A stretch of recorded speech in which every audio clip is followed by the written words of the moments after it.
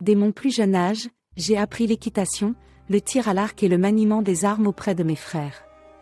À l'âge de 14 ans, j'ai été mariée au Maharaja de Jhansi, Gangadhar Rao, et suis devenue reine sous le nom de Lakshmi Bai. Je suis Manikarnika, née dans une famille de hauts fonctionnaires à Varanasi, en Inde du Nord. Après la mort de mon tout premier fils, mon époux a adopté Damodar Rao, le fils d'un cousin, comme héritier. Mais la Compagnie britannique des Indes orientales a refusé de reconnaître l'adoption et a décidé d'annexer l'État de Jhansi.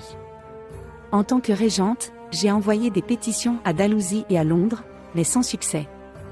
J'ai donc décidé de prendre les armes. Au printemps 1857, la révolte des Sipahis éclate dans le nord de l'Inde.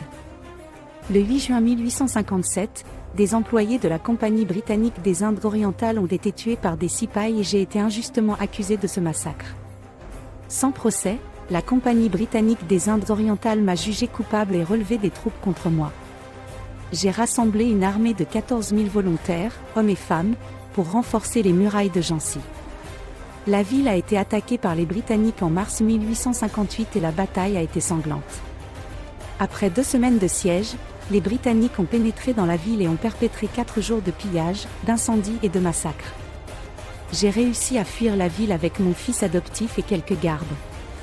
Dans l'espace d'une journée, j'ai traversé le désert et parcouru 150 km pour rejoindre la forteresse de Kalpi où demeuraient des troupes rebelles.